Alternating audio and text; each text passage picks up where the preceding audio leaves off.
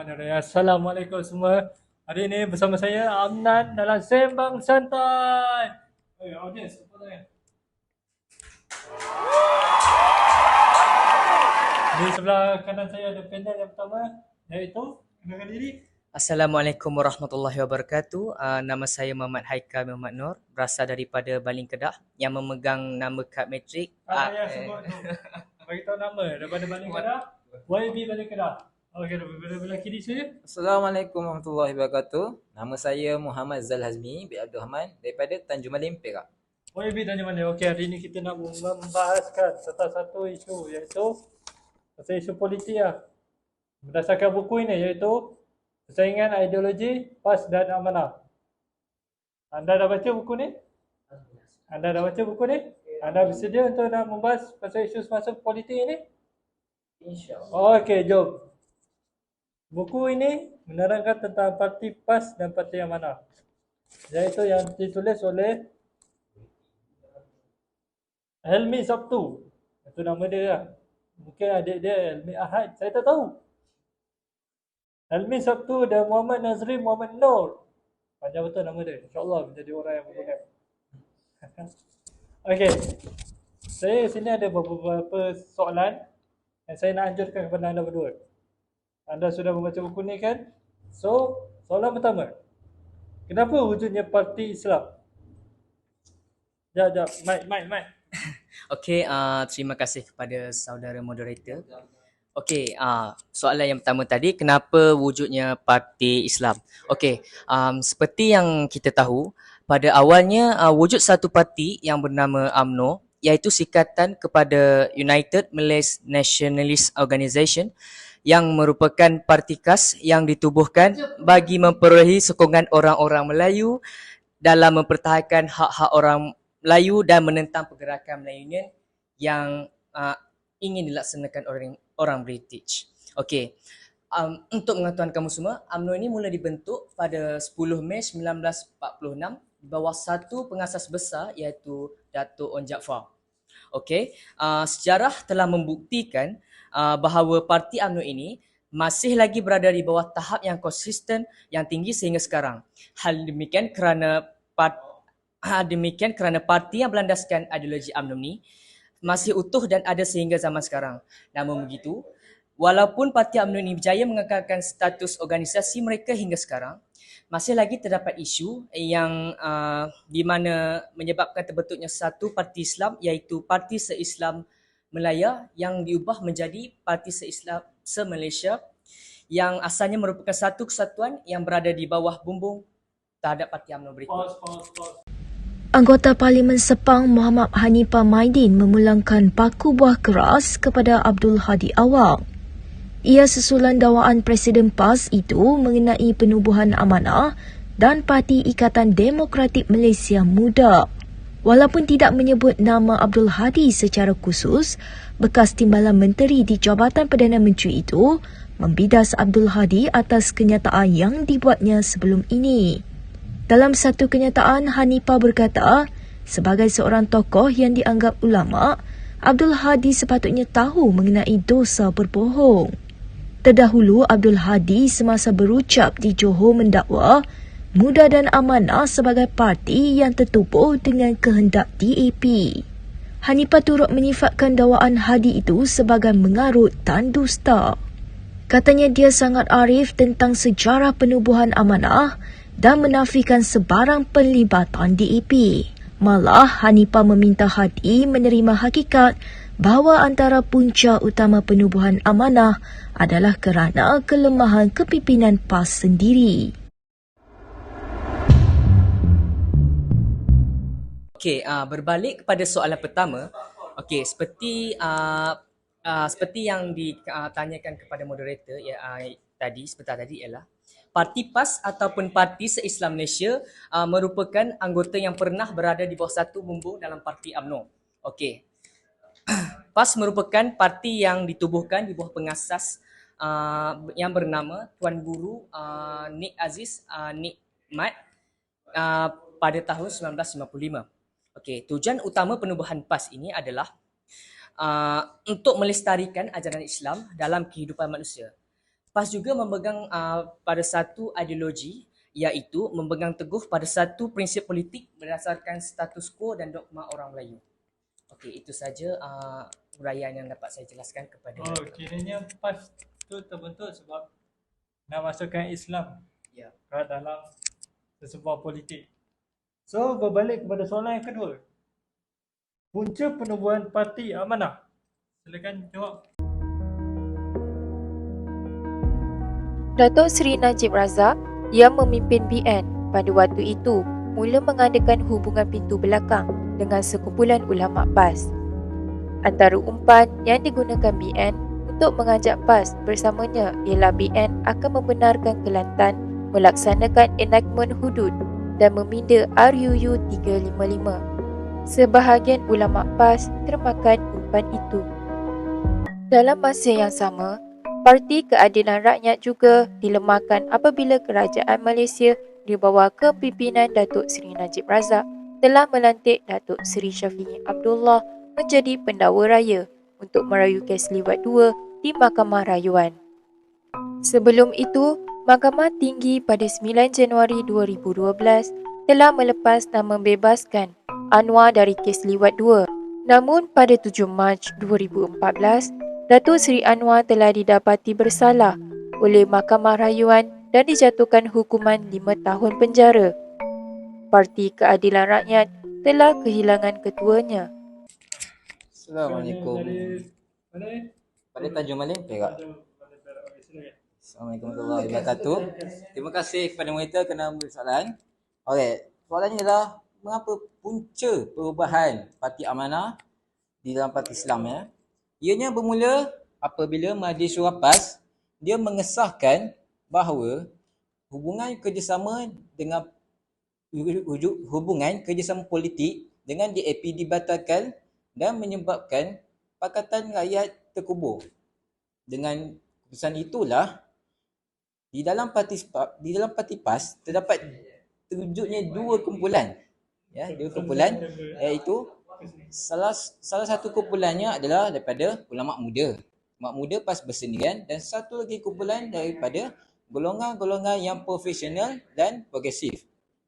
Kumpulan progresif ini dia juga mahu meneruskan perjuangan iaitu pendekatan politik yang dipelopori. Dipelopori maknanya yang telah diasaskan oleh Tuan Guru Datuk Ustaz Muhammad Fazil Muhammad dan Tuan Guru Nik Abdul Nik Aziz Nimat, iaitu bekerjasama dengan PKR dan DAP. Okey. Lepas tu Ada lagi? Terus. sejarah untuk PRU 13 itu telah menyebabkan banyaknya menyelah PRU 13 iaitu PAS di kalangan maksudnya di kalangan sokongan yang bukan Islam. Bukan yang menyelah yang kerjasama antara ketiga parti iaitu PKR, DAP dengan kumpulan golongan yang profesional agresif. PAS dan parti sebihannya Amanah mungkin cuba bersaing untuk menjadi lebih konservatif bagi memenangi hati pengundi luar bandar, kata penganalisis sosiopolitik. Awang Azman Pawi dari Universiti Malaya berkata, biarpun Amanah mengatakan mereka adalah progresif, namun perbezaan antara kedua-duanya semakin sukar dilihat ketika menjelangnya pilihan raya umum ke-15, apabila parti-parti itu memperjuangkan isu sama dan begitu senada. Semalam naib Presiden Amanah Mujahid Yusof Rawa berkata, sensitiviti umat Islam perlu dijaga dalam semua aktiviti berkaitan alkohol dari segi pemilihan nama dan simbol jenama. Beliau mencadangkan supaya dasar arak diperkenalkan untuk melindungi sensitiviti umat Islam. Awang Azman berkata, Islam yang progresif tidak akan menghalang juruwang Islam daripada bekerja di hotel yang menghidangkan minuman keras. Malah Amanah katanya mungkin cuba menjadi konservatif seperti PAS dalam isu-isu yang tidak relevan dalam era moden.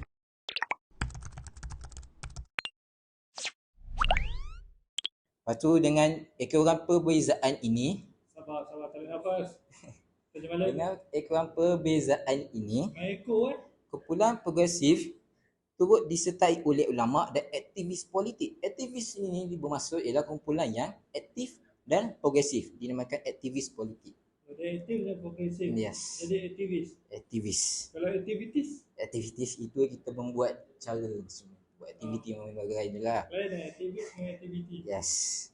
Dan mereka ni dituduh tidak walak, munafik dan berkhianat oleh kumpulan yang satu lagi. Munafik.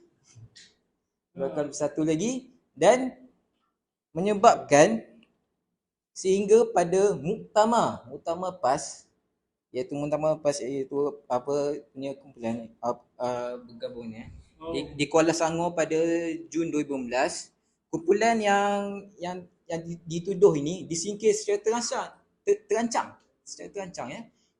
oleh kumpulan yang satu lagi ni. Dan ini menyebabkan kumpulan satu ini tidak berpuas hati dan mereka mewancanakan menganjurkan wacana melawati. Wacana melawati ialah sempena tempat Taman Melawati di Kuala Lumpur pada 14 Jun 2015, tak silap saya. Dan pada wacana tersebut, ramai-ramai sokongan daripada golongan ini telah merevolusikan untuk membuat satu parti yang baru. Dan itulah menyebabkan Parti Amanah. Dan itu saja daripada saya. Bukan ke Parti Amanah tu, itu bukan berdasarkan pada ahli-ahli muda daripada PAS sendiri yang memikirkan orang-orang di PAS dan mereka tiada jawatan dan diorang tubuhkan satu parti yang baru iaitu Parti Amanah. Ya betul? Okey, itu saja rumusan yang saya dapat. Dan soalan seterusnya adalah kepentingan politik Islam di Malaysia. Silakan jawab panel daripada mana? Baling Kedah. Faham? Okey, terima kasih kepada saudara moderator. Okey, sebelum saya menjawab soalan yang dipertanyakan tadi tentang kepentingan politik Islam di Malaysia, betul? Okey, sebelum tu kita kena tahulah apa itu politik. Politik ni kalau didefinisikan balik adalah sebuah urus takbir yang menggabungkan beberapa prinsip dan juga ciri-ciri iaitu ekonomi, undang-undang, sosial, dan juga perkembangan semasa yang berlaku terhadap negara. Okey. Jadi kepentingan politik Islam di Malaysia ini adalah yang pertama, agama Islam ini merupakan rujukan utama di negara Malaysia. Okey, tidak dapat dinafikan lagi bahawa agama Islam ini merupakan agama utama kita. Okey, hal ini dikatakan demikian kerana agama Islam merupakan agama yang lengkap dari segi ekonomi, budaya dan juga undang-undang di mana ianya dilengkapkan dalam satu pentadbiran dalam negara. Oleh itu, tak kira bagaimanapun ideologi-ideologi yang baru yang akan dikemukakan di pentasan pendapat, tetap kita akan merujuk kepada aliran ajaran agama untuk membezakan sama ada perkara itu sesuai ataupun tidak. Okey, yang kedua adalah kenapa Islam penting dalam politik di negara adalah kerana pemerintah adalah untuk memastikan pemerintahan yang adil dan juga saksama. Okey. Hal ini dikatakan demikian kerana pemerintahan yang adil dan saksama merupakan penentu dalam kestabilan politik di negara Malaysia. Dan Islam juga diperuntukkan dan dalam Islam juga kita diperuntukkan untuk mencari seorang pemimpin yang adil dan juga saksama dalam memimpin sebuah negara. Oleh itu, sebarang isu atau masalah pentadbiran dapat diselesaikan dengan baik dan berkesan. Sekian, itu saja. PAS sedia menerima Parti Amanah Negara Amanah menyertai Muafakat Nasional MN sekiranya parti itu tidak bersama DAP dalam Pakatan Harapan. PAS ingin menjelaskan hal ini bahawa PAS boleh menerima amanah bila-bila masa sahaja. Ahli-ahli pimpinan Parti Amanah dan ahli-ahli amanah ini adalah saudara-saudara kami dalam PAS yang pernah bersama-sama berceramah di pentas kami. Parti sebihannya Amanah mungkin cuba bersaing untuk menjadi lebih konservatif bagi memenangi hati pengundi luar bandar. Soalan yang ditulis pun panjang tapi jawapan dia pendek. Tak apa, saya suka benda tu. So, berapa minit? 15. Okey, saya akan bagi satu soalan bonus kepada panel-panel kita. Di belah kanan saya yang mewakili Baling Kedah. Haikal, tepuk.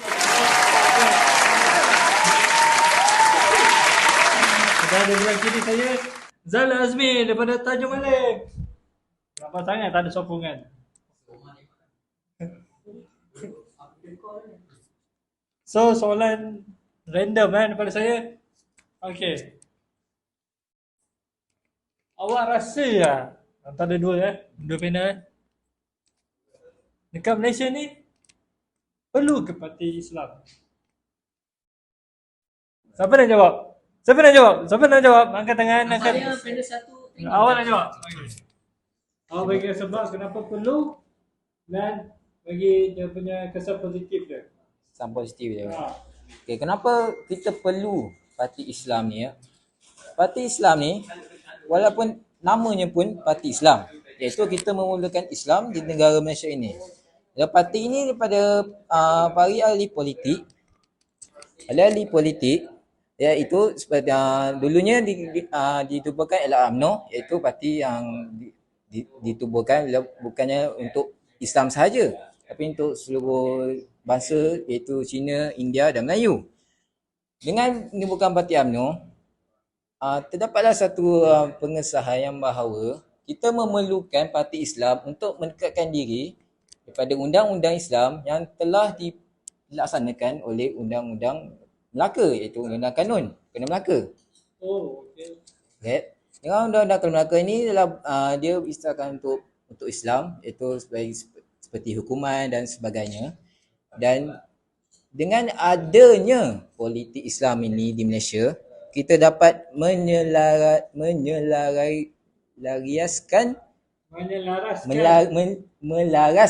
Awak jangan peringat sangat. Habis lah. Okey, melaraskan lagi. Melaraskan hukuman-hukuman Islam yang telah perlulah undang-undang Islam di Malaysia ini sebab kita memulakan agama Islam yang utama di negara Malaysia ini dan selainnya adalah agama-agama yang lain. Faham. Itu daripada saya. Okey, di sini saya boleh simpulkan bahawa parti Islam tu memang penting ke dalam sesebuah negara. Untuk menjadikan seseorang rakyat tu tahu hukum-hukum Allah. Tanpa hukum-hukum Allah, manusia akan sesat. Kata solat. Hukum. Kenapa wujudnya hukum hudud? Kenapa wujudnya hukum kisas dan sebagainya adalah untuk menjadikan seseorang insan tu menjadi orang yang berguna di masa hadapan. Saya tahu politik memakan duit rakyat. Saya dengar itu. Terima kasih. Tapi politik yang terbaik adalah meletakkan Islam ke dalam politiknya. Tanpa Islam, bukan kena sokong. Sokong mana anda rasa yang boleh buat kerja. So, Islam ni merupakan satu agama yang suci. Agama langit. Yang diwahyukan kepada Rasulullah SAW turun untuk menjadikan seseorang insan itu menjadi seseorang yang berguna. So, di situ peranan saya di sini, saya Amnan dalam Sembang Santai di forum pada hari ini dan terima kasih saya ucapkan. Assalamualaikum. Ciao. Wallah.